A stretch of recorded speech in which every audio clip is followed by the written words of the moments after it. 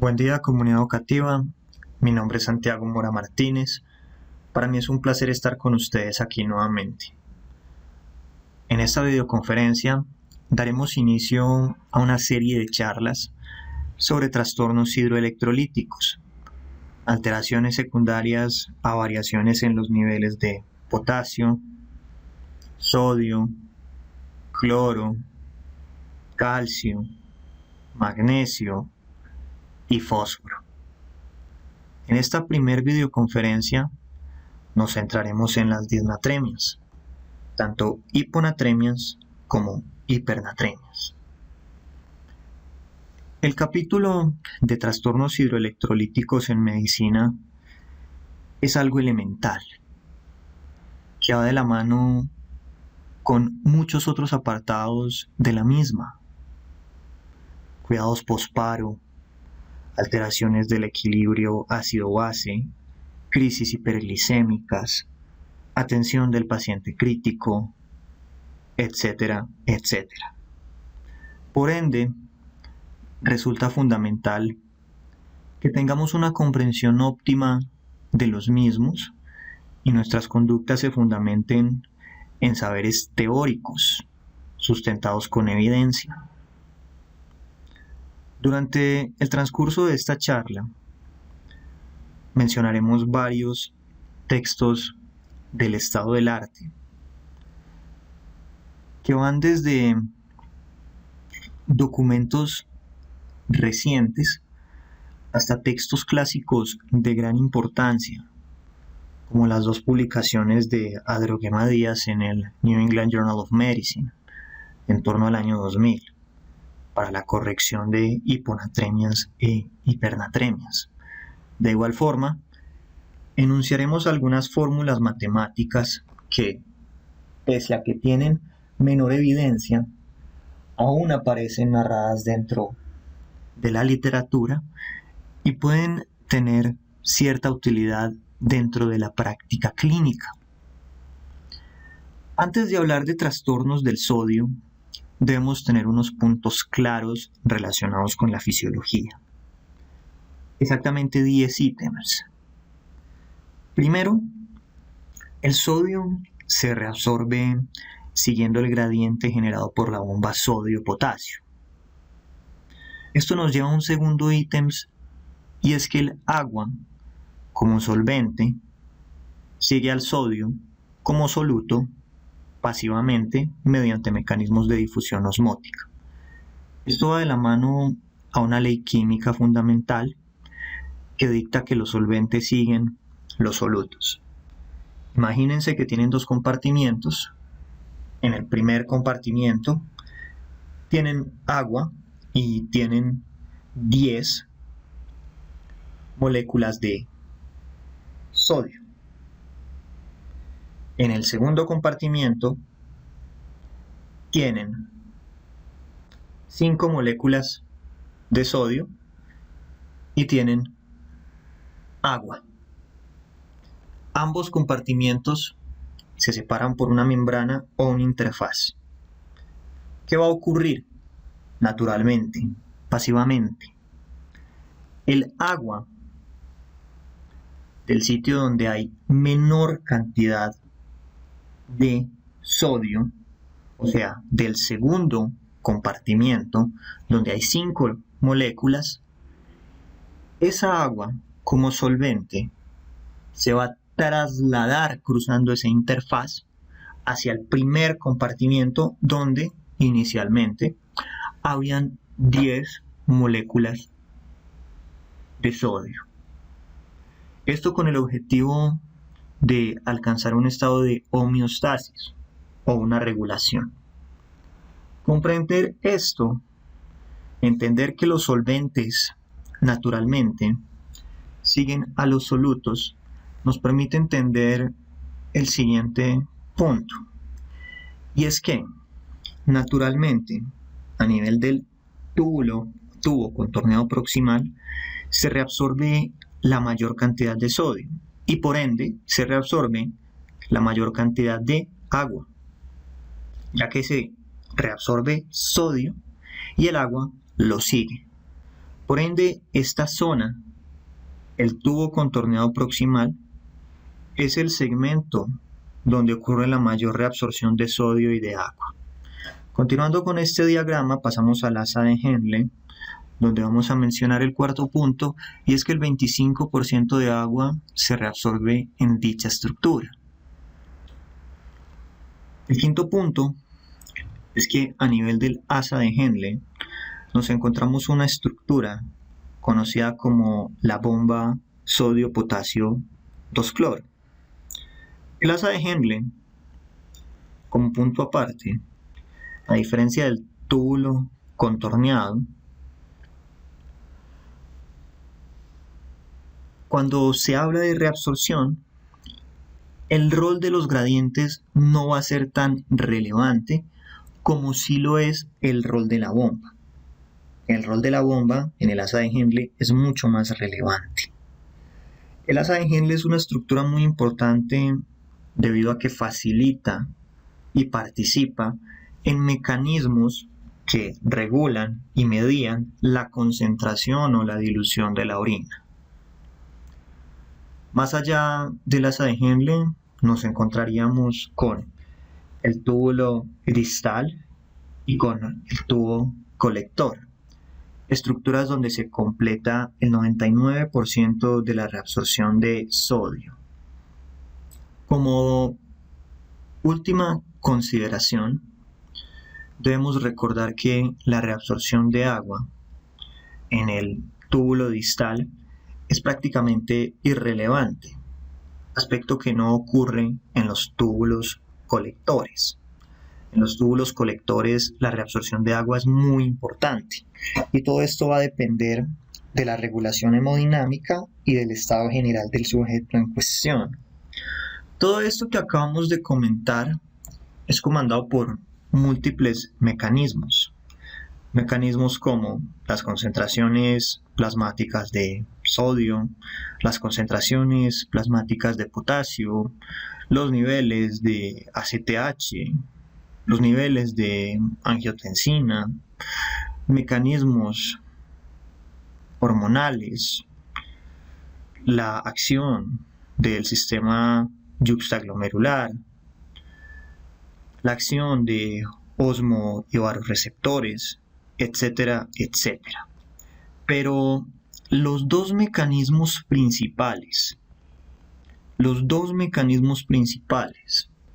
para regular la reabsorción y la eliminación de sodio y agua son comandados por la aldosterona y la hormona antidiurética. Y esto no lo podemos olvidar. Habíamos mencionado dos hormonas, la aldosterona y la antidiurética. La aldosterona es responsable de reabsorber entre el 2 al 5% del sodio filtrado. Es una hormona que actúa principalmente en el túbulo contorneado distal y en menor proporción en el tubo colector. Su secreción se estimula según las concentraciones de sodio plasmático, de potasio plasmático, de ACTH y de angiotensina 2. Hay algo muy importante que no pueden olvidar, y es que estimula la reabsorción de sodio y agua. Esto es elemental porque esto es la diferencia de la hormona antidiurética. La hormona antidiurética estimula solo la reabsorción de agua, mientras que la aldosterona estimula la reabsorción de sodio y agua. ¿Y por qué soy tan enfático en esto? Más adelante vamos a dialogar de una entidad, una etiología de las hiponatremias, puntualmente de las hiponatremias eubolémicas, que se conoce como síndrome de secreción inadecuada de la hormona antidiurética. El síndrome de la secreción inadecuada de la hormona antidiurética, que es un síndrome multicausal, ocurre porque se secreta una cantidad muy alta de hormona antidiurética y esto ocasiona que aumente la reabsorción de agua, pero se siga eliminando sodio. Se reabsorbe solamente agua. y esto termina ocasionando un estado de hiponatremia.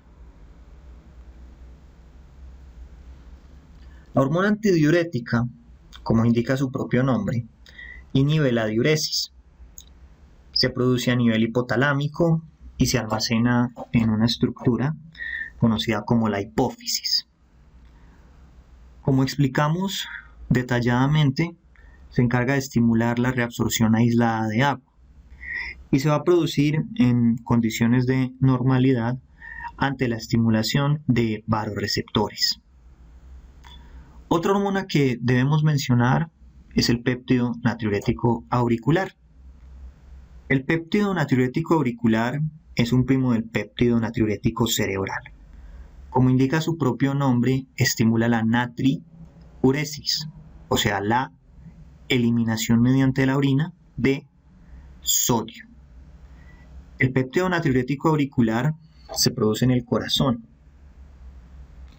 Estos péptidos han cobrado gran relevancia en cuanto a evidencia últimamente, gracias a su rol en el contexto de la falla cardíaca. En esta diapositiva podemos extraer varias cosas interesantes. Vemos receptores de aquaporinas. Los receptores de aquaporinas se encuentran principalmente situados en el túbulo contorneado distal y en el tubo colector. Son receptores que actúan gracias a la hormona antidiurética. Esta imagen fue extraída de The Big Picture Medical Physiology, la edición número 23, publicada en el 2009. El rol fundamental de estos receptores es aumentar la reabsorción de agua, pero su acción se estimula gracias a la hormona antidiurética. Además de los mecanismos explicados previamente, existen también otros que dependen de centros reguladores o centros mediadores. En este sentido, nosotros en el hipotálamo tenemos un centro mediador de sed y un centro mediador de deseo de sal. Estos centros responden a la osmolaridad plasmática, a la osmolalidad y a vasoreceptores y estimulan la ingesta de líquidos o la toma de sal. Vamos a hacer en este instante un pequeño paréntesis para poder explicar la diferencia de dos términos que a lo largo de esta charla los vamos a tomar como equivalentes, pero siendo estrictos son distintos. Osmolaridad y osmolalidad. La osmolaridad hace referencia al número de moles de soluto por litro de solución. Se expresa en moles litro o se expresa en miliosmoles litro. Mientras que la osmolalidad hace referencia al número de moles de soluto por kilogramo de solvente. También debemos hablar sobre el agua corporal total. Esto es un apartado muy importante. En general, el porcentaje de agua corporal total es de 60%. Algunos autores recomiendan disminuir un 5% a los obesos o disminuir un 5% a los ancianos.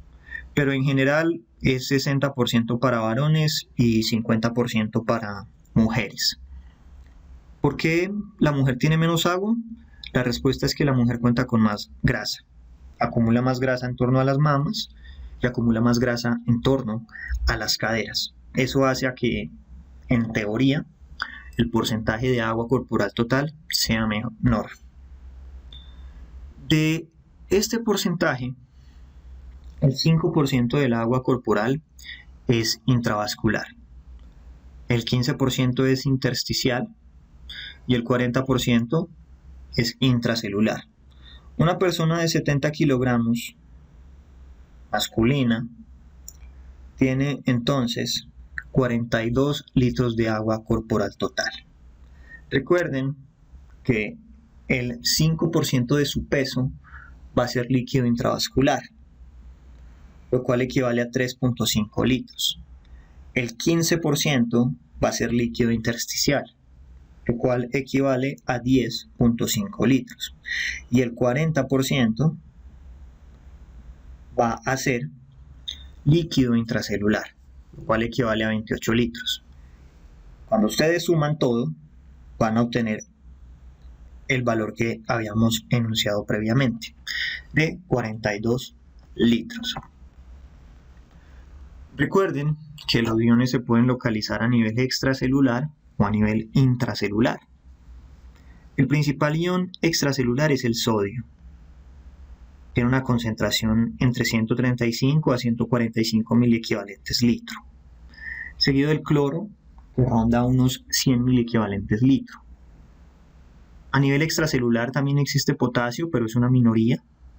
Representa 3.5 a 5 miliequivalentes litro. La mayoría del potasio es intracelular. Se estima que el 94-98% del potasio se encuentra dentro de la célula, junto a fosfatos y otros aniones. Recuerden que, según la carga, los electrolitos se dividen en cationes, cuya carga es positiva, como el sodio, o aniones, cuya carga es negativa, como el cloro. Ahora dialogaremos de las disnatremias. Y recordemos algunos principios. ¿Por qué el sodio es tan importante? La respuesta es simple. El sodio es el principal electrolito que define la osmolaridad o la tonicidad plasmática. Usualmente la osmolaridad o tonicidad plasmática se encuentra entre 270 a 290 miliosmoles litro. El valor normal del sodio ronda los 135 a 145 miliequivalentes litro. Se regula principalmente por osmorreceptores, varoreceptores, mecanismos extrarrenales, acciones del sistema yuxtaglomerular, mecanismos hormonales, como algunos de los que describimos previamente. Su regulación es principalmente dada por la aldosterona y por la hormona antidiurética, y esto lo tenemos claro. Las alteraciones del sodio son muy comunes, se vinculan mucho con sintomatología neurológica. Adelantando algo que mencionaremos más adelante,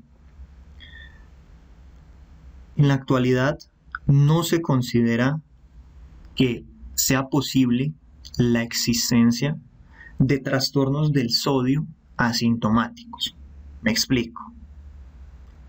Para la guía europea, desde el año 2014, se considera que, aunque el paciente sea oligosintomático o el paciente aparentemente no tenga ninguna alteración durante la anamnesis o en el examen físico, si tiene como tal una disminución del potasio por debajo de 135, per se ya debe haber alguna alteración clínica, aunque sea imperceptible. Ya no se considera que existan hiponatremias asintomáticas. Si hay una hiponatremia, debe existir algún síntoma. Lo que pasa es que el abanico de síntomas es muy amplio. El paciente puede estar un poco desorientado, puede estar un poco deprimido, puede estar un poco ansioso, puede estar un poco somnoliento. Pero, por definición, ya debe haber un cambio en él. Y los cambios de las disnatremias o las manifestaciones de las disnatremias son predominantemente neurológicas. Actualmente, también se sabe que las disnatremias en general aumentan la morbimortalidad. Y en este sentido nosotros tenemos dos abanicos de posibilidades. Tenemos hiponatremias y tenemos hipernatremias. Para poder interpretar los datos que tenemos en esta diapositiva debemos entender lo siguiente en relación a la hiponatremia. Actualmente las hiponatremias se tienen que clasificar siempre de 5 formas. Lo profundizaremos más adelante. Según el estado volumétrico, según el tiempo, según los síntomas, según la tonicidad y según las concentraciones séricas. Este es un concepto relativamente reciente y han ocurrido varias modificaciones. Por ejemplo, cuando nosotros hablamos de la clasificación de las hiponatremias según síntomas, antes se hablaba de síntomas compatibles con trastornos leves, moderados, severos, como mencionaremos más adelante con un artículo publicado en la revista de Nefrología Española del año 2011, que es de la Sociedad Española de Nefrología. Muy interesante el documento que les acabo de comentar. Pero en la actualidad, para la Sociedad Europea de Endocrinología y las sociedades de cuidados críticos o cuidados intensivos de Europa, se considera que si hablamos de clasificación por síntomas, las hiponatremias pueden ser moderadamente severas o severas. En cuanto a concentraciones séricas, pueden ser leves, moderadas o profundas. El término profundo pasó a reemplazar lo que antes se conocía como grave o severo, y ya no se recomienda que se hable de grave o severo para evitar confusiones. Entendiendo estos datos y conociendo que los documentos que apreciamos en pantalla, pese a su gran utilidad para entender la epidemiología de este panorama, tienen algunas limitaciones en relación al lenguaje que se utiliza actualmente cuando hablamos de hiponatremia, podemos comprender o podemos pasar a interpretar estos datos. Primero, destaquemos que la hiponatremia, a pesar de que es un trastorno que se asocia con aumento de la morbimortalidad, es una condición que es común. De hecho, una revisión sistemática holandesa de 53 estudios mostró que la prevalencia de hiponatremia leve fue de 22.2% en las salas de hospitales geriátricos, del 6% en las salas no geriátricas y del 17.2% en la unidad de cuidados intensivos, mientras que la prevalencia de hiponatremia grave fue del 4.5, 0.8 y 10.3% respectivamente.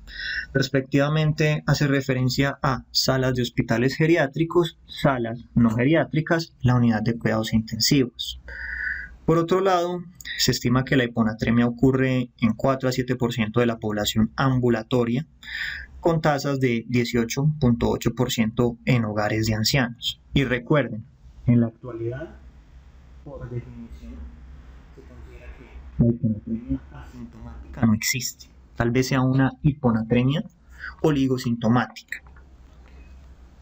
Puede que ustedes tengan un paciente geronte en un hogar de ancianos con una hiponatremia que no se haya diagnosticado, pero sea una hiponatremia la que explique, por ejemplo, el hecho de que el anciano no hable mucho, de que el anciano tenga más somnolencia, de que el anciano tenga una exacerbación de sus patologías mentales de base, etcétera, etcétera. En relación al panorama de la hipernatremia es una entidad que es común en los pacientes en estado crítico. Se presenta en aproximadamente el 9% de los pacientes en el momento de ingresar y durante la estancia en la unidad de cuidados intensivos se desarrolla en hasta el 6% de los afectados. Se asocia con una mortalidad significativamente mayor en relación a la observada en pacientes sin hipernatremia y tiene una característica muy interesante, y es que la hipernatremia se vincula con noxias externas y iatrogénicas. La hiponatremia también, porque finalmente, por ejemplo, las infusiones de soluciones al medio o de otras soluciones como dextrosa en agua destilada al 5, 10%, 50% también pueden llevar a estados de hiponatremia. Vamos a hablar primero de las hiponatremias. ¿Por qué? Debido a que son más prevalentes, además de que son más delicadas, pueden ser más graves, son más usuales. Y si nosotros sabemos cómo manejar una hiponatremia adecuadamente, muy posiblemente podamos abordar exitosamente una hipernatremia. Bien, al hablar de manera sucinta de las etiologías de las hiponatremias, debemos descartar inicialmente episodios de diarrea o vómito, antecedentes de diabetes, falla cardíaca, patología renal, cirrosis, hipopituitarismo, insuficiencia adrenal, problemas del sistema nervioso central, consumo de diuréticos como furosemida, uso de IECAS, potomanía, polidipsia psicogénica o aquello que nos lleve a una hipervolemia o a una hiponatremia dilucional. Intramuralmente debemos descartar o debemos evaluar la administración de fluidos hipotónicos, como mencionábamos hace unas diapositivas, por ejemplo, soluciones al medio o soluciones dextrosadas. Algo muy importante que debemos indagar son recientes traumas o cirugías, sobre todo en cabeza. ¿Por qué? Debido a la asociación con síndrome de secreción inadecuada de la hormona antidiurética, donde se altera la secreción de la hormona antidiurética y, al estar la hormona antidiurética muy alta, va a aumentar la reabsorción de agua, pero no va a aumentar la reabsorción de sodio. El sodio se va a diluir y se va a generar una hiponatremia dilucional. Además de que el sodio también va a continuar eliminándose porque aumentó la reabsorción de agua, pero no aumentó la reabsorción de sodio. También es muy útil que nosotros, cuando tengamos un paciente al frente, intentemos hacer una observación, un acercamiento hacia las etiologías dependiendo del estado volumétrico aparente del paciente.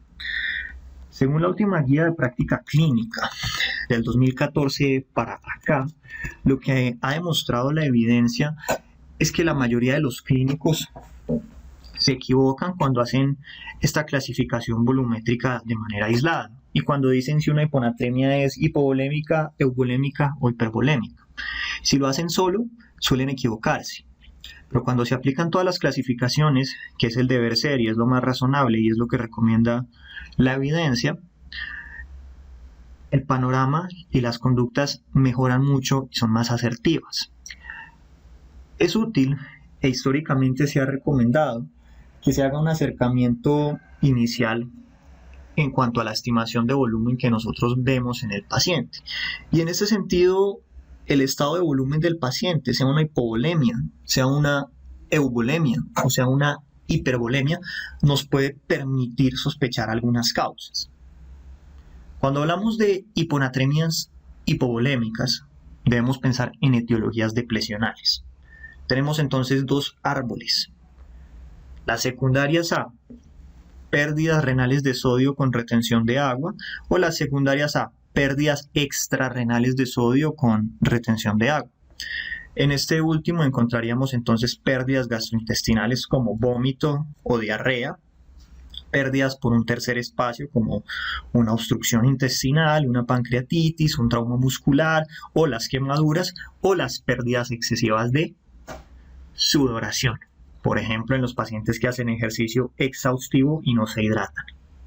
En el primer grupo de las pérdidas renales de sodio con retención de agua, nos encontramos la terapia con diuréticos, el cerebro perdedor de sal, la deficiencia de mineralocorticoides que puede ser autoinmune, puramente adrenal o por endocrinopatías poliglandulares. Puede ser secundaria a una hemorragia adrenal, que puede ser idiopática o a causa de una meningococcemia. Secundaria a infecciones como tuberculosis, citomegalovirus o etiologías fúngicas. Secundaria a deficiencias enzimáticas adrenales, como ocurre en la hiperplasia adrenal congénita. También tenemos otras causas como la nefropatía perdedora de sal, la glucosuria, la ketonuria o la bicarbonaturia. Cuando nosotros hablamos de etiologías dilucionales, o sea, cuando nos encontramos a pacientes con hiponatremias euvolémicas o hipervolémicas, debemos pensar en los pacientes euvolémicos en el síndrome de secreción inadecuada de la hormona antidiurética. Haciendo una pequeña aclaración, el síndrome de secreción inadecuada de la hormona antidiurética es un diagnóstico de exclusión. Se tiene que descartar previamente todo lo demás. Una vez descartado, cuando se hagan los estudios, se realicen todos los paraclínicos complementarios, ya nosotros podemos entonces ir sospechando con mayor valor predictivo positivo o no la presencia o no de un síndrome de secreción inadecuada de la hormona antidiurética, el cual es multicausal o polifactorial. Puede ser por tumores, usualmente pulmonares o mediastinales, como carcinoma broncogénico, mesotelioma o timoma. También por tumores que no provengan directamente de órganos torácicos, como carcinoma duodenal, carcinoma pancreático, carcinoma ureteral, carcinoma prostático, carcinoma uterino, carcinoma nasofaríngeo, leucemia, puede provenir por desórdenes del sistema nervioso central, como lesiones en forma de masa, como tumores, abscesos cerebrales, hematomas subdurales, patologías inflamatorias como encefalitis, meningitis, lupus sistémico, porfiria aguda intermitente, esclerosis múltiple, patologías degenerativas o desmielinizantes como el síndrome de Guillain-Barré, patologías mixtas como hemorragia subaracnoidea, trauma de cabeza, psicosis aguda, delirium tremens, hidrocefalia. Puede ser inducida por drogas como nicotina, fenotiacinas, antidepresivos tricíclicos, oxitocina. Puede ser secundaria a patologías pulmonares, infecciosas como la tuberculosis, o las neumonías agudas virales o bacterianas, o la aspergilosis o el empiema.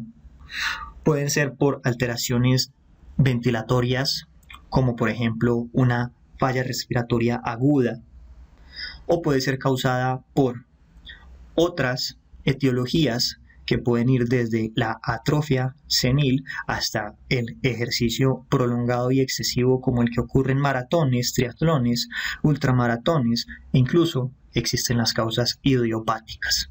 Como ustedes ven, las etiologías de las hiponatremias son extremadamente extensas, son muchas. Más adelante mencionaremos la gran cantidad de fármacos que se correlacionan con la aparición también de hiponatremias. Cuando nos encontramos a un paciente con una hiponatremia hipervolémica, debemos sospechar 4 cosas: cirrosis, síndrome nefrótico, falla renal aguda o crónica o toma excesiva de agua. Toma excesiva de agua que puede ser por polidipsia primaria, cuando se diluyen mucho las fórmulas de los infantes o cuando una persona consume agua. Esto también puede ser una causa. Estas etiologías, en caso de que ustedes quieran profundizar en ellas, las comentan en las guías de tratamiento del año 2007 para hiponatremia. Simplemente las traigo a cuestión porque me parece una lista excelente, una lista muy útil. Sin embargo, cuando hablemos de manejo nos vamos a situar en los trabajos de Adroguema Díaz, que históricamente son los más útiles, y claramente en las guías del 2014 de la Sociedad Europea de Endocrinología y las sociedades de cuidado intensivo europeas.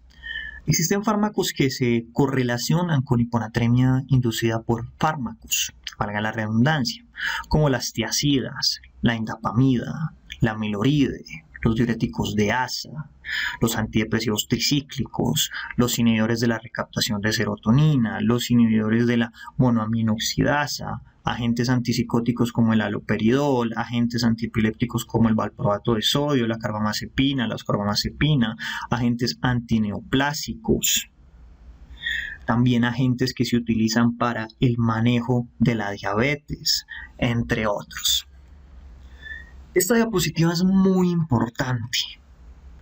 Todo paciente con hiponatremia debe ser clasificado de varias formas. Debe ser clasificado de 5 maneras. ¿Por qué? Porque todas las clasificaciones se complementan y ninguna clasificación es 100% efectiva. Entonces a los pacientes debemos clasificarlos según concentraciones séricas, severidad de los síntomas, osmolalidad o tonicidad sérica, estado volumétrico o de volumen y tiempo de desarrollo. Y ya profundizaremos en ello. Vamos a poner un ejemplo. Tenemos un paciente con un sodio sérico de 123 miliequivalentes, está estuporoso, tiene una osmolaridad plasmática de 260, tiene síntomas de hipovolemia y la instauración de su hiponatremia se tiene constancia que fue en menos de 48 horas. ¿Cómo lo vamos a clasificar? Entonces empecemos. Por valor de sodio sérico, estaríamos ante una hiponatremia profunda. Recuerden que el término severo se reemplazó para concentraciones séricas por profundo. Está estuporoso, tiene síntomas severos, tiene una osmolaridad plasmática baja, menor a 270, hay hipotonicidad, tiene síntomas de hipovolemia, está hipovolémico y se instauró en menos de 48 horas, es agudo. Entonces, ¿cuál sería el nombre correcto de esta hiponatremia cuando se hace el diagnóstico y cómo la vamos a orientar para estudiarla y tratarla? Como una hiponatremia hipovolémica, hipotónica, aguda, sintomática profunda y séricamente severa. Bien, vamos a hablar primero de un aspecto mencionado con los niveles séricos. Luego vamos a asociar estos niveles séricos con lo que nos comenta un artículo publicado en la Revista Española de Nefrología en el año 2011. Posteriormente vamos a correlacionar estos datos con lo que dice el estado del arte actualmente, ¿sí? Entonces vamos a hacer un pequeño paréntesis. Cuando hablamos de la clasificación de la hiponatremia, según la guía publicada por Spasovsky en el 2014, que es la guía de las sociedades de endocrinología y de cuidados intensivos de Europa, que es la que rige los estándares con mayor evidencia para el tratamiento actual de la hiponatremia. Si nosotros hablamos de concentraciones séricas, esto es un apartado, una forma de clasificarlo, se habla de hiponatremia leve como aquella en las cuales las concentraciones de sodio sérico están entre 130 a 135 milimoles litro o milequivalentes litro. Moderada cuando van de 125 a 129 y profunda cuando van de menos de 125. Recuerden que el término profundo pasó a reemplazar lo que antes se conocía como severo.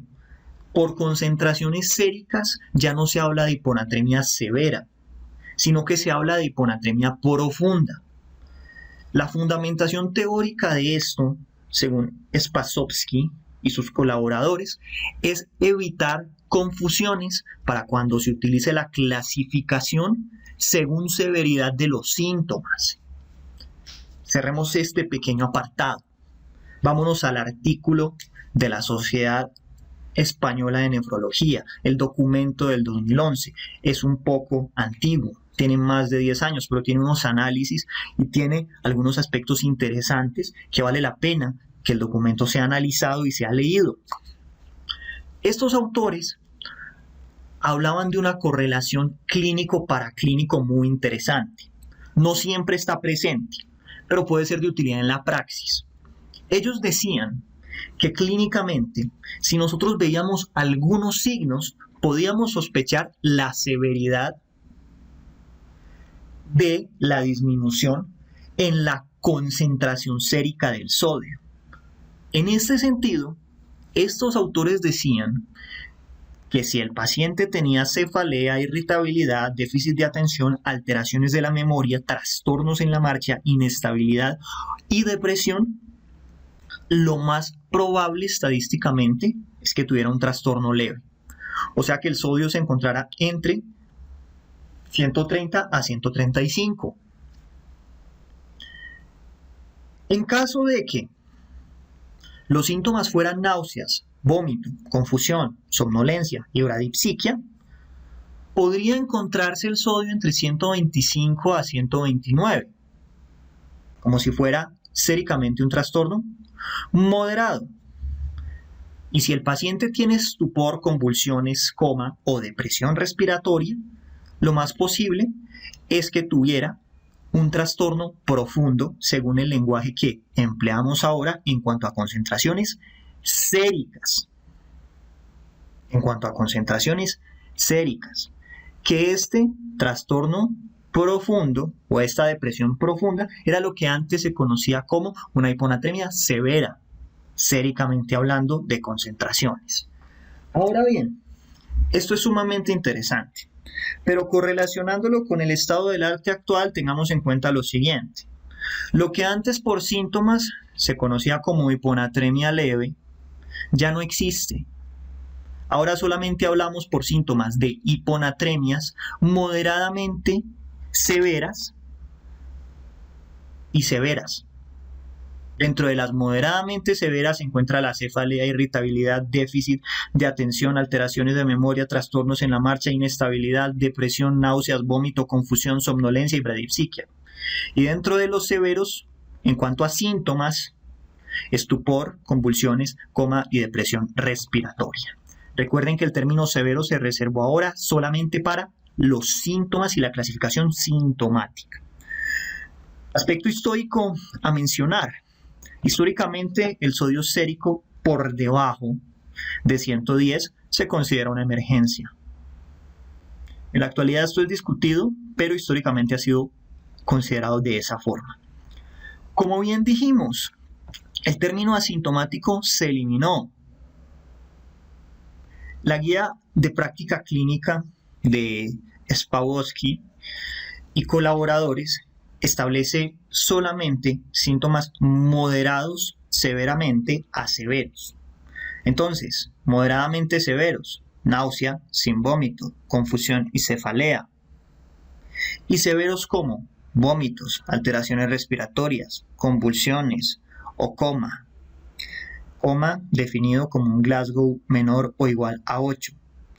Según la literatura, los síntomas moderadamente severos, pese a que se asocian con edema, estoy hablando de edema cerebral, no traducen en tasas de mortalidad tan altas como la de los severos.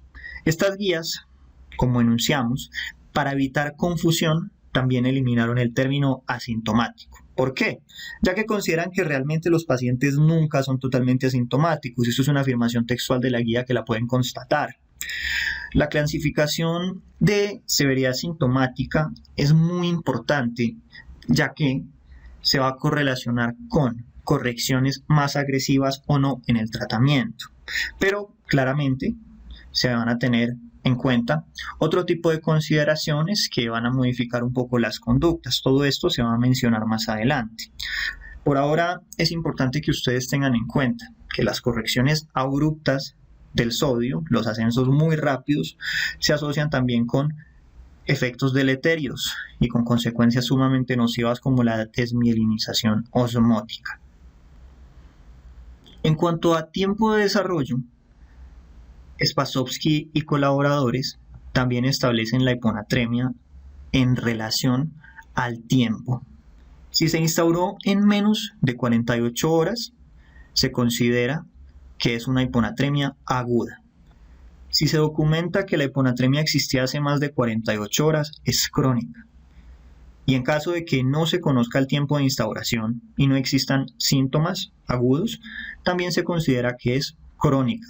¿Por qué? La explicación de esto es que fisiológicamente el cerebro necesita más o menos unas 48 horas para poder adaptarse a entornos hipotónicos.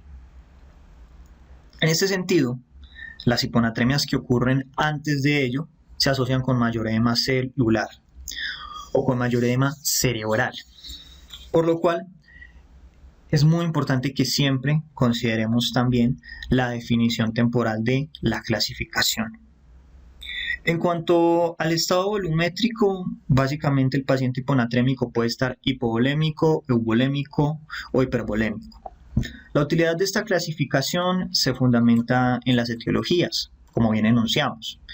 Clásicamente, la mayoría de los algoritmos de la academia inician con ella. Por ejemplo, causas comunes en la hipovolemia, emesis, diarreas, tercer espacio, pérdidas renales, quemaduras. De euvolemia, insuficiencia suprarrenal, hipotiroidismo, síndrome de secreción inadecuada de la hormona antidiurética. Causas comunes de hiponatremias hipervolémicas, fallas cardíacas, cirrosis, insuficiencias renales, etcétera, etcétera. La tonicidad es algo que es muy importante y en esto nos vamos a detener.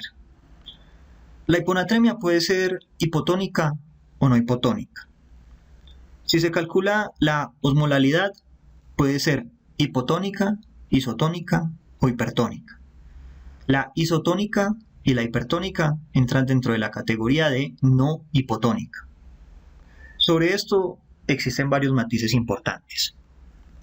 El primero es que la hiponatremia no hipotónica no causa edema cerebral. Por ende, el manejo de la hiponatremia no hipotónica es distinto al manejo de la hipotónica.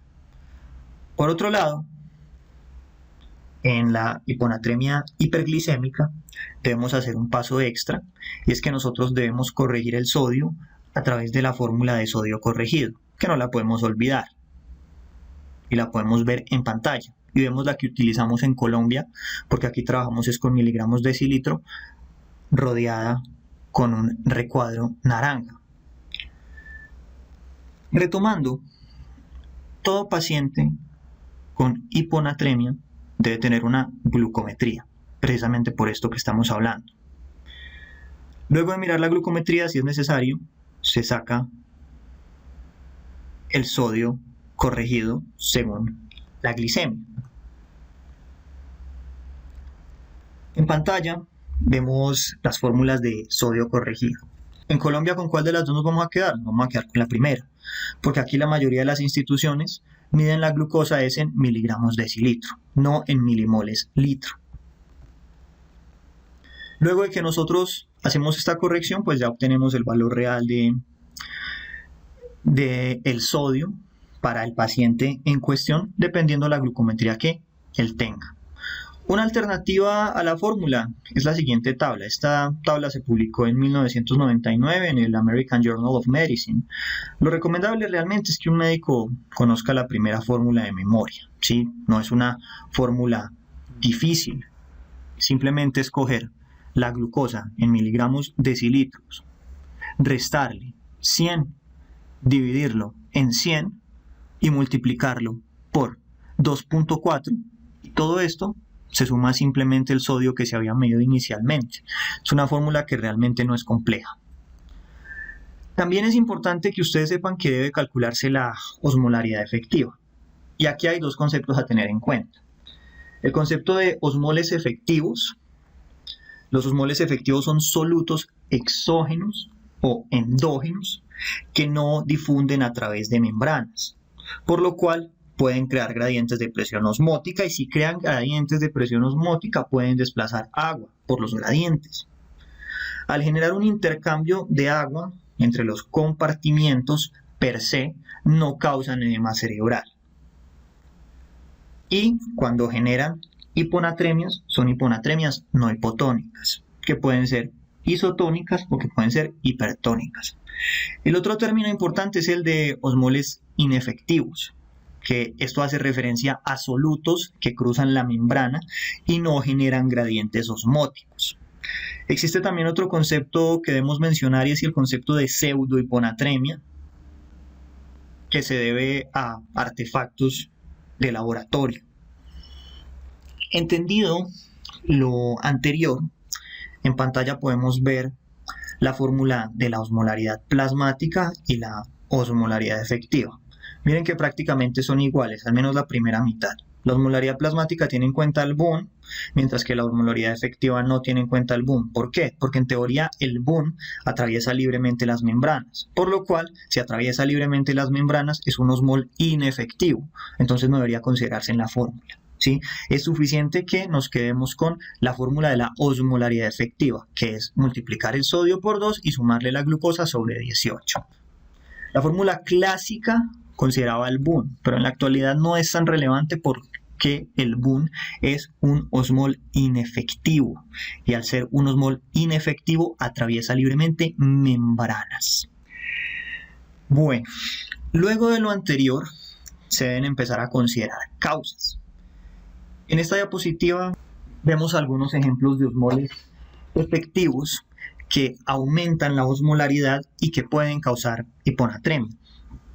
Y también de algunos inefectivos que pueden aumentar la osmolaridad sérica pero que no causan hiponatremia. Al igual que podemos apreciar algunas de las causas de pseudohiponatremia, que recuerden que la pseudohiponatremia es secundaria a artefactos de laboratorio. Esta diapositiva es muy importante. En esta diapositiva apreciamos las causas de hiponatremias hipotónicas, son las que más nos interesan.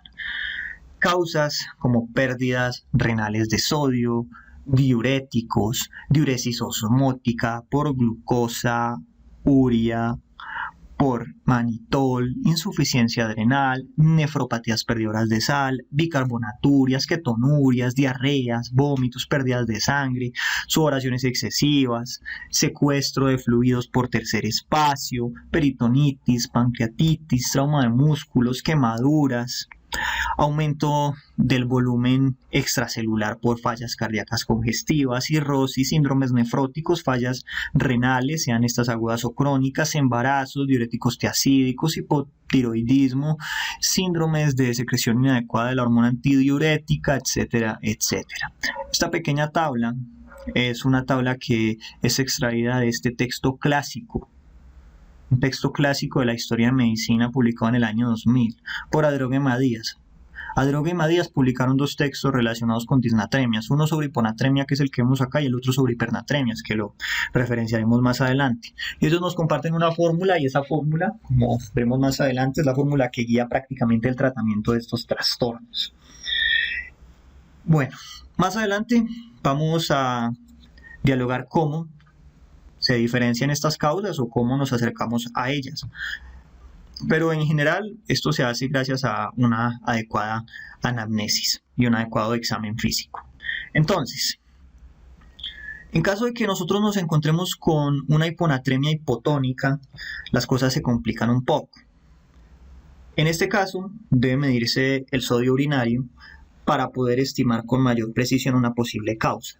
Si el sodio urinario es menor a menos de 100 miliosmoles kilogramo, la causa de la hiponatremia es teóricamente un exceso relativo de agua a consecuencia de polidipsia, dieta hiposódica prolongada, por ejemplo en pacientes anorépsicos, en pacientes que solo comen galletas, en pacientes que solo comen nutricionalmente pobres o que consumen mucho té o que consumen mucha cerveza, aporte excesivo de líquidos sin electrolitos, por ejemplo en los pacientes con función renal alterada. Y en caso de que nosotros nos encontremos que la osmolaridad urinaria es mayor a 100 milimoles kilogramo, debemos tomar un sodio urinario. Si el sodio urinario es menor a 30 milimoles litro, esto indica un volumen intravascular efectivo bajo como causa posible de la hiponatremia. Y en este caso puede ser útil estimarse con mayor cuidado el volumen de agua extracelular, y esto se hace a través de datos clínicos. Entonces, si el paciente tiene ese volumen aumentado, podemos sospechar en edemas o en líquidos en las cavidades corporales, y la causa puede ser una insuficiencia cardíaca, una cirrosis hepática, un síndrome nefrótico. Si lo hemos disminuido, debemos investigar, por ejemplo, si hay síntomas de deshidratación e hipovolemia, y la causa puede ser una pérdida de agua y sodio por el tracto digestivo, la piel o un tercer espacio o el uso de diuréticos. Si nos llegamos a encontrar que el sodio urinario es mayor a 30, debemos hacer una valoración sobre la existencia de enfermedades renales o la ingesta de diuréticos. Si la enfermedad renal está ausente y no se ha objetivizado la toma de diuréticos, se puede estimar el volumen de agua extracelular por datos clínicos. En caso de que sea normal, la causa de la hiponatremia más frecuentemente va a ser el síndrome de secreción inadecuada de la hormona antidiurética. Otras causas posibles son el déficit de glucocorticoides, la insuficiencia suprarrenal secundaria, la toma de diuréticos, el hipotiroidismo severo. En caso de que lo encontremos disminuido, las causas pueden ser vómitos, déficit de mineralocorticoides, toma de diuréticos, pérdida de sal por los riñones, tubulopatías congénitas o adquiridas, síndrome de cerebro perdidor de sal, etcétera, etcétera. A pesar de la utilidad histórica de lo que les acabo de comentar, que es correlacionar los niveles de osmolaridad urinaria y los niveles de sodios urinarios con el estado volumétrico del paciente, esto ha ido perdiendo un poco de evidencia, y en las guías del 2014 de cierta forma se desestiman, por lo cual es potestad del clínico utilizarlas o no, ¿sí? Pero históricamente han estado así predichas y han estado así escritas dentro de la academia. La guía básicamente lo plantea en la actualidad de esta forma: el paciente tiene una hiponatremia, es hipotónica, miremos si es severa o no severa en cuanto a los síntomas. En caso de que sí sea severa, pues tenemos que tratar inmediatamente con solución salina hipertónica. Usualmente se utilizan soluciones salinas al 3%. Más adelante veremos cómo. En caso de que no, seguimos estudiando un poco. Miramos la osmolaridad urinaria. Si es menor a 100, consideramos polidipsia primaria, baja, toma de solutos o potomanía por cerveza. Si es mayor a 100, pasamos a mirar el sodio urinario. Si es menor a 30 o si es mayor a 30. Si es mayor a 30, miramos si el paciente consume diuréticos o tiene una enfermedad renal. Y si es menor a 30, tenemos que buscar algunas causas de baja efectividad de volumen arterial y tenemos que mirar el estado extracelular del paciente, el estado de fluidos extracelulares del paciente, para ver si de pronto tiene una falla cardíaca, una cirrosis hepática, un síndrome nefrótico. Y si está reducido, pues vamos a mirar si de pronto la causa puede ser una diarrea, un vómito, un tercer espacio o la utilización de diuréticos. Recuerden que siempre que tratamos una hiponatremia no debemos corregir solamente el sodio, también debemos corregir la causa, eso es lo más importante. En cuanto a los paraclínicos recomendados para el enfoque inicial, electrolitos séricos, glucosa sérica, urea, BUN, creatinina sérica, osmolaridad urinaria, sodio urinario, creatinina en orina, TSH y niveles de cortisol al despertar. Claramente la realización de unos o de otros depende, ¿sí? Esto no es un taxativo. ¿Cómo actuamos? Diagnosticamos la hiponatremia por niveles séricos de sodio, descartamos hiperglicemia y de estar presente, hacemos el sodio corregido para corroborar. Miramos osmolaridad. Si es normal o elevada, se considera no hipotónica, la cual a su vez puede ser isotónica o hipertónica. En este caso, agudamente no vamos a realizar intervenciones. De estar disminuido, se trata de una verdadera hiponatremia hipotónica. Debemos medir entonces osmolaridad urinaria y sodio en orina y a partir de ello clínicamente los subclasificamos para encontrar causas.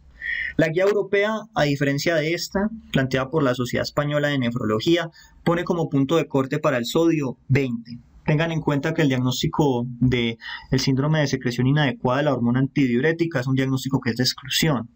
Usualmente no se recomienda que se midan niveles de hormona antidiurética. Podría hacerse en algunos contextos muy puntuales. Tras descartar todo, podría, por ejemplo, solicitarse este examen. También tenemos que descartar otras entidades importantes como el síndrome del cerebro pierde sal. Acá vemos algunas diferencias y algunas particularidades entre el síndrome de secreción inadecuada de la hormona antidiurética y el cerebro perdedor de sal. Si ustedes se percatan, son muy similares. Las principales diferencias radican en que el cerebro perdedor de sal se caracteriza por inmensas natriuresis, a diferencia del síndrome de secreción inadecuada de la hormona antidiurética, donde el mediador fisiopatológico principal va a ser la hormona antidiurética. También es importante tener otra consideración, y es que el aporte de los requerimientos basales de agua y electrolitos debe hacerse por otra vía que es independiente al aporte de volumen que nosotros estemos dando para corregir la hiponatremia o la hipernatremia si es el caso, porque eso también aplica en las hipernatremias. Ahora, en cuanto al tratamiento, antes de realizar ejercicios y explicar la fórmula, la diadroguemadías, que es la más importante, repasaremos las recomendaciones de la guía para el tratamiento en determinados contextos. Bien, entonces si la hiponatremia tiene síntomas severos, se recomienda dar tratamiento endovenoso inmediato, considerando que la corrección rápida supera los riesgos de la hiponatremia. Entonces se recomienda dar 150 mililitros de solución salina hipertónica al 3% en 20 minutos. Después de esto tiene que determinarse nuevamente la concentración de sodio sérico mientras se repite la misma infusión para 20 minutos. Esto debe repetirse hasta que aumenten 5 miliequivalentes litro de sodio. Todos estos pacientes deberían, pese a no ser una recomendación gradada, ser monitorizados estrechamente. Tradicionalmente, se ha corregido la hiponatremia a razón de 0.5 a 1 miliequivalente litro en 4 horas en este contexto, sin superar 10 a 8 miliequivalentes en el total de 24 horas. Sin embargo, las guías actuales recomiendan realizar el aumento de sodio, como enunciamos previamente, hasta que se aumenten 5 miliequivalentes en las primeras horas, pero no debemos sobrepasar nunca 10 miliequivalentes durante el primer día, o cuando lleguemos a 130 miliequivalentes no deberíamos continuar subiendo abruptamente. Tras el primer día, el tope diario ya no va a ser de 10, sino que el tope para subir miliequivalentes va a ser de 8. Y esto último va a variar si al aumentar los 5 miliequivalentes existe o no existe mejoría sintomática. Y esto es algo muy importante. En caso de mejoría de los síntomas, tras aumentar los 5 miliequivalentes como explicamos previamente, debe suspenderse la solución hipertónica. Y se continúa con otra solución dependiendo pues de nuestras metas y de posteriores cálculos. Se tiene que hacer siempre un diagnóstico específico de la causa y la causa claramente se tiene que tratar. En nuestra mente debemos recordar que no pueden hacerse correcciones mayores a 10 miliequivalentes en las primeras 24 horas o mayores a 8 una vez que se alcance un sodio sérico de 130. También la literatura recomienda que se mida el sodio luego de 6, 12 y 24 horas hasta que el sodio se encuentre ya estable. En caso de que no exista mejoría de los síntomas luego de subir 5 miliequivalentes litro, debe continuarse la infusión al 3% para aumentar un miliequivalente litro por hora. Esto se debe frenar cuando mejoren los síntomas. Inmediatamente el paciente esté mejor, inmediatamente se frenan. En total se debe aumentar 10 miliequivalentes o hasta que se llegue a 130, cualquiera de las dos cosas que ocurra primero. De igual forma, siempre tiene que buscarse una causa, porque siempre se tiene que buscar cómo corregir la causa. Además, se tiene que medir, en este caso que acabo de comentarles, el sodio cada 4 horas, mientras el paciente esté recibiendo la solución hipertónica. Para asegurarnos de poder aumentar un miliequivalente litro por hora, podemos emplear esta fórmula, que es la fórmula de Adroguema-Díaz. Esta fórmula es súper importante. Fue publicada en el New England Journal of Medicine en el año 2000. Esta fórmula, en teoría, muestra el cambio que ocurrirá en cuanto a los niveles de sodio luego de que nosotros suministremos 1 litro de la solución que vayamos a utilizar.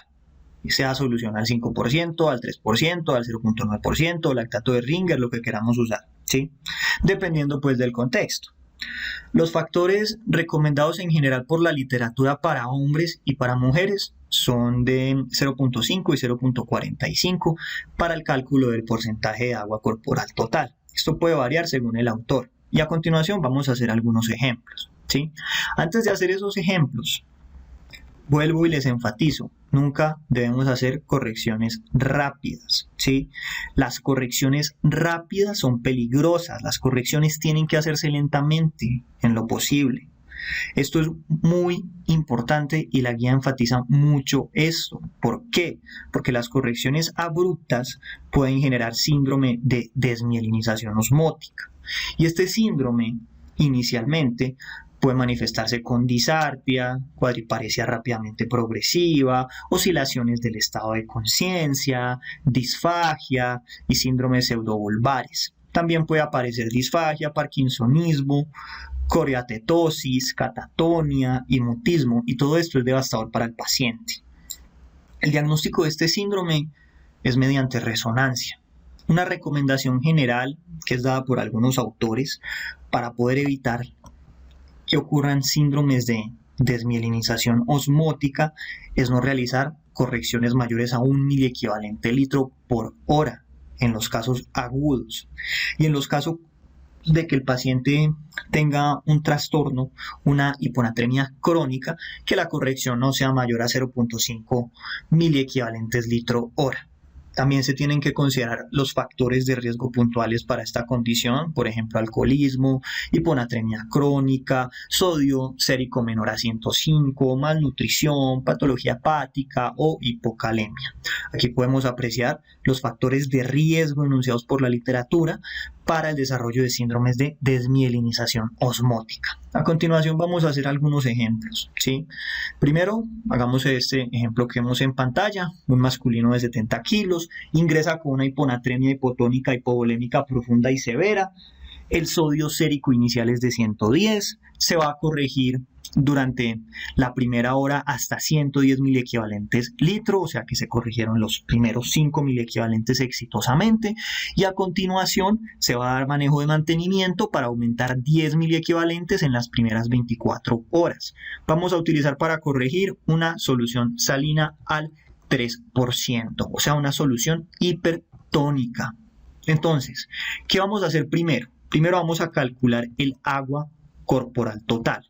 Recuerden que por ser hombre el factor de conversión es 0.5 y no 0.45 y esto se multiplica por el peso. Lo anterior entonces va a dar un agua corporal total de 35. A continuación practicamos la fórmula de Adroguemas-Díaz. Recuerden entonces que las soluciones salinas al 3% tienen 513 miliequivalentes de sodio.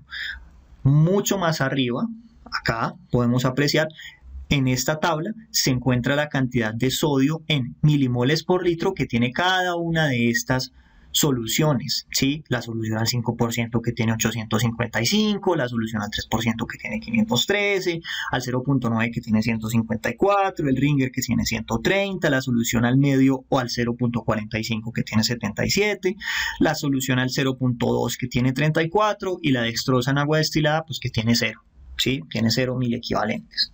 Entonces, cuando hacemos la fórmula de Adroguemas-Díaz, entonces 513, que es la cantidad de sodio que estamos infundiendo, menos el plasma del paciente, que es de 115, y esto lo vamos a dividir en 36. ¿36 por qué? Porque es 35, que es el agua corporal total que nos dio, más 1.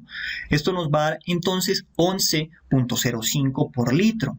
Pero recuerden que nosotros no queremos aumentar 11.05, sino que nosotros queremos dar un máximo de 10. Entonces, ¿cómo hacemos esto? ¿Cómo se realiza? Simple, se hace una regla de 3. Entonces, si 1000 mililitros me cambia 11.05 miliequivalentes, ¿cuánto cambia 10? Sería tan fácil como coger 1000 mililitros, multiplicarlos por 10 y dividirlos en 11.05. Esto me va a dar 905 cc diarios. O sea que a este paciente tendríamos que darle la solución a 38 cc hora. ¿Por qué? Porque cogemos 905 y lo dividimos en 24 horas. También debe calcularse el balance hídrico del paciente. Esto es muy útil, por ejemplo, en los pacientes hipervolémicos o en caso de que nuestro paciente tenga una falla cardíaca. La fórmula usada consiste en multiplicar el sodio del paciente por el agua corporal total y dividirlo en el sodio ideal. Por ejemplo, tenemos un paciente de 80 kilos y 75 años. Tiene un sodio sérico de 125 y deseamos corregirlo a 135. ¿Cómo sería? Entonces, primero tenemos que calcular el agua corporal total de este señor. El agua corporal total de este señor es de 40. Vamos a multiplicar 125 por 40 y lo vamos a dividir en 135. Esto da 37.03 litros. Aquí vamos a realizar entonces una pequeña resta, ¿sí? ¿Y la resta en qué consiste? Esa resta consiste básicamente en que vamos a coger el agua corporal total y vamos a restarle el valor que obtuvimos de 37.03. Esto significa que en ese paciente debería hacerse una restricción negativa de 3 litros para poder corregir el desbalance y para poder alcanzar una anatremia normal. Pasando al tratamiento de las hiponatremias con síntomas moderados, severos, pero no con síntomas severos, que era la que estábamos hablando previamente. Si la hiponatremia es moderada severa según síntomas, se recomienda iniciar todo el panel de estudios. Se frenan medicamentos que ocasionen hiponatremia, se inicia tratamiento específico, se da una dosis simple de 150 mililitros de solución salina hipertónica durante 3 minutos. Se recomienda también que se incremente el sodio 5 miliequivalentes, pero en 24 horas porque no hay ningún afán. Se limita el incremento nuevamente hasta un máximo de 10 miliequivalentes en 24 horas u 8 miliequivalentes durante cada día de manejo luego del primero, hasta que el sodio esté en 130. Debe verificarse sodio a la hora, a las 6 y a las 12 horas luego de que iniciemos el tratamiento. Si el sodio baja sin causa clara, a pesar de estar recibiendo tratamiento, pues vamos a pasar al algoritmo previo y ya lo vamos a considerar como si se tratara de una hiponatremia severa. ¿Sí? Si el paciente tiene una hiponatremia crónica, existen algunas recomendaciones generales que las vamos a mencionar. Deben suspenderse los líquidos no esenciales, deben suspenderse los medicamentos o los factores que contribuyan a la hiponatremia.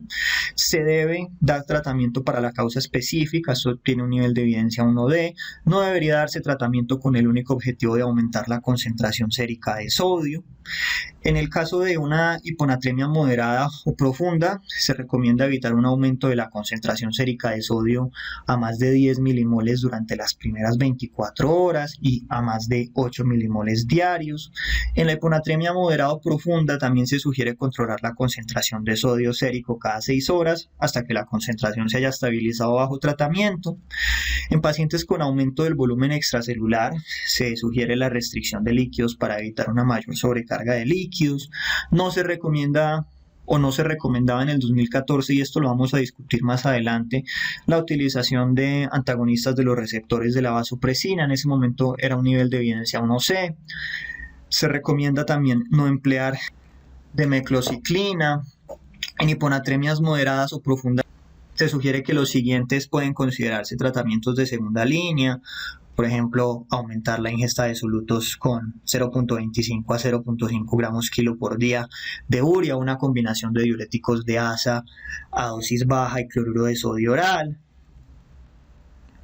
En hiponatremia moderada o profunda se desaconseja el litio o la demeclociclina. Tampoco se recomienda utilizar antagonistas de los receptores de vasopresina. En los pacientes con una reducción del volumen circulante se recomienda restaurar el volumen extracelular con infusión de solución salina al 0.9% o una solución cristaloide equilibrada a razón de 0.5 a 1 mililitro kilogramo por hora. También se recomienda manejar a los pacientes con inestabilidad hemodinámica en un entorno en el cual se pueda monitorizar bioquímica y clínicamente. Además, en caso de inestabilidad hemodinámica, se recomienda iniciar una reanimación rápida con líquidos.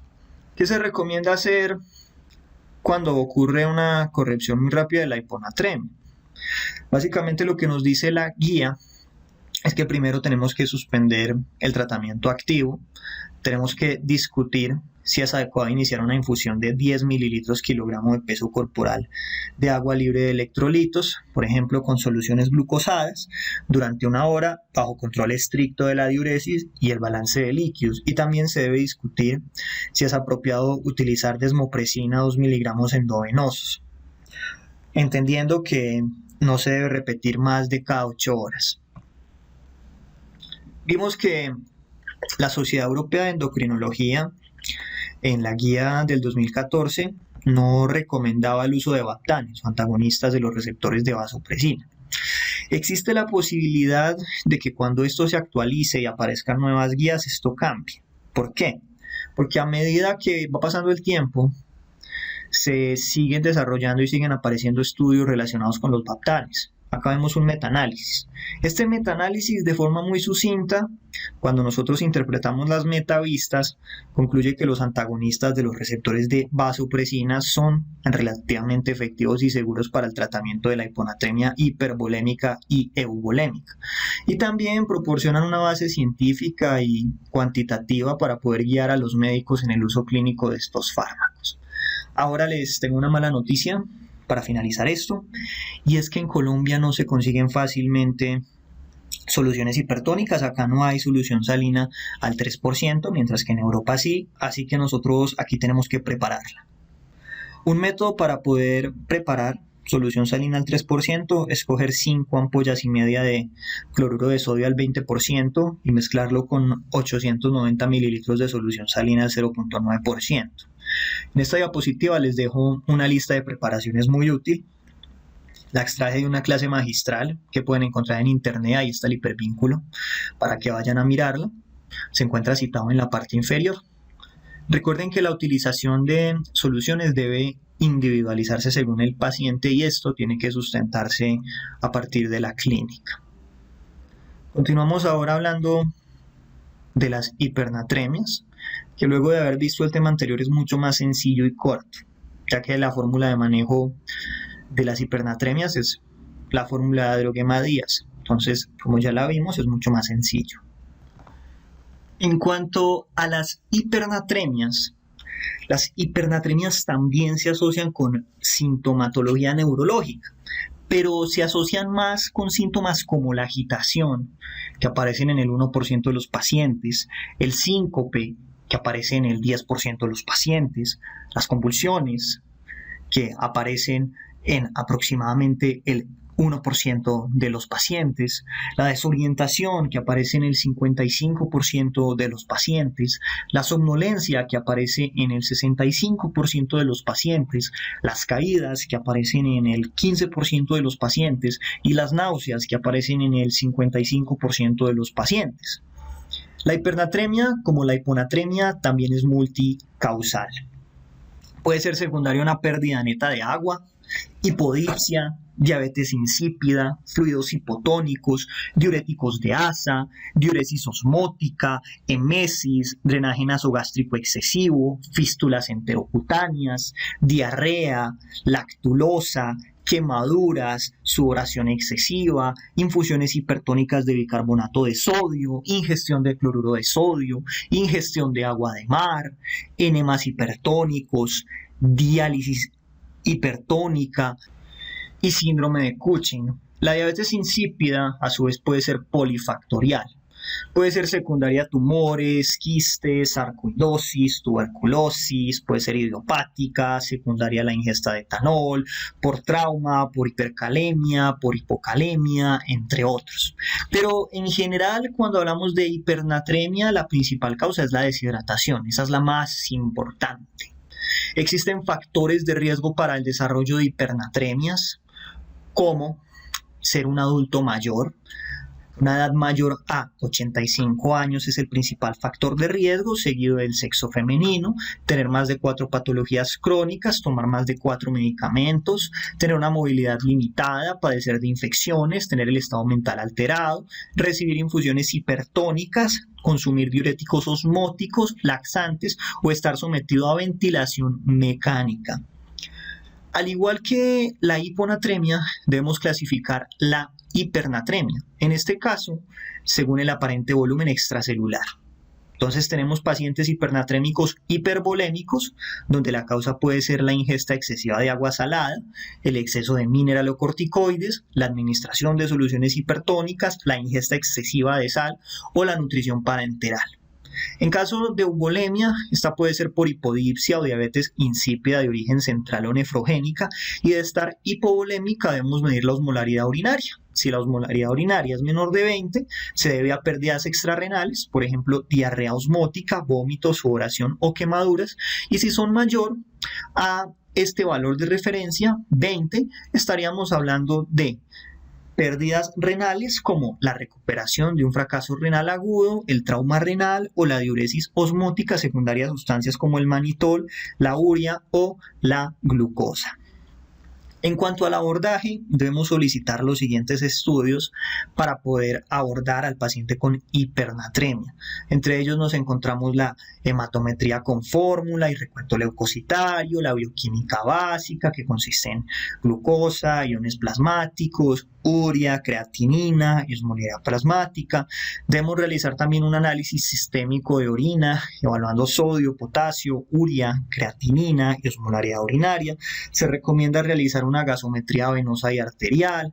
Complementariamente puede solicitarse una radiografía de tórax, y si el paciente presenta clínica neurológica, debemos descartar también hemorragias, por lo cual tiene que realizarse una tomografía axial computarizada.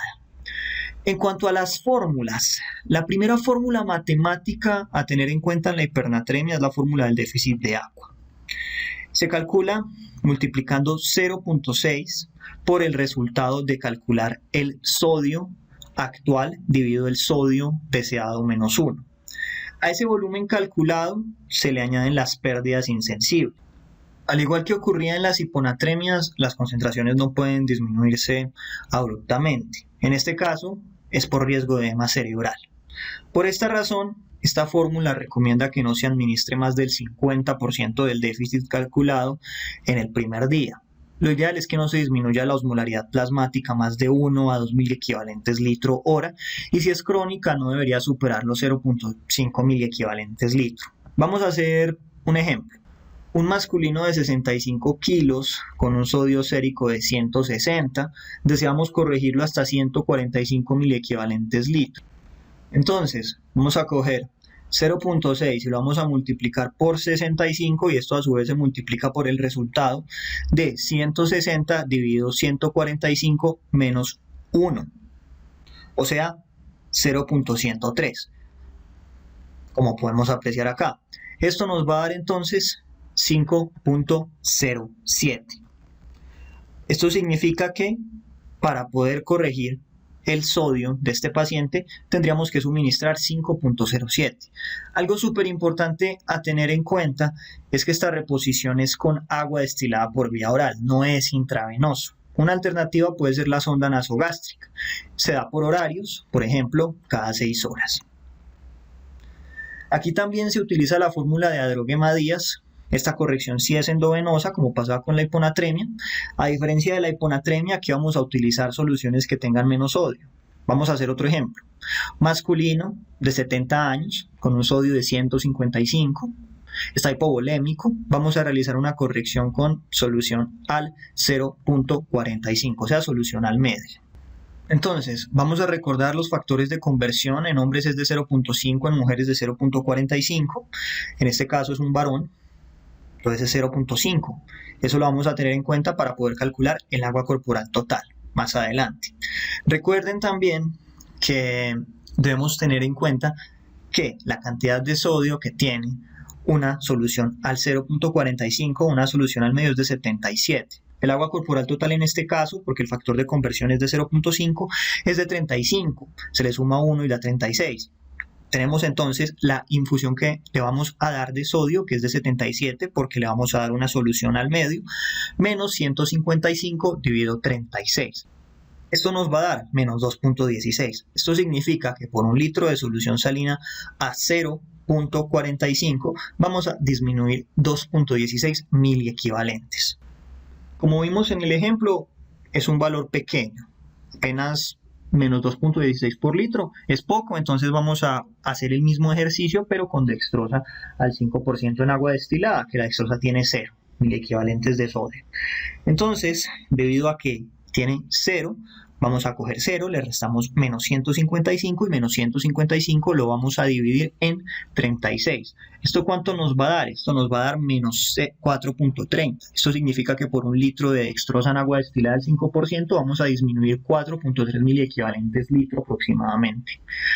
En estos pacientes también debe calcularse el balance hídrico. Esto es útil para saber el balance positivo que debemos ocasionar en el paciente con hipernatremia, que en general está deshidratado o que en general está hipovolémico. La fórmula consiste en multiplicar el sodio del paciente por el agua corporal total y dividirlo en el sodio ideal. Vamos a hacer otro ejemplo. Un paciente de 60 años y 60 kilos tiene un sodio sérico de 165, lo queremos corregir a 155, el agua corporal total que tiene es de 30, entonces multiplicamos 165 por 30, lo dividimos en 155, esto nos va a dar 31.93 litros. A continuación, ¿qué es lo que vamos a hacer?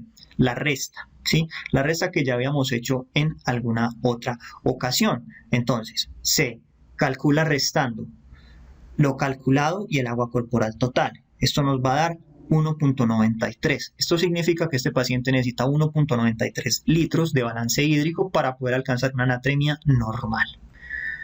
Bueno, básicamente con esto finalizamos la primera videoconferencia relacionada con trastornos hidroelectrolíticos en la cual hablamos sobre las disnatremias.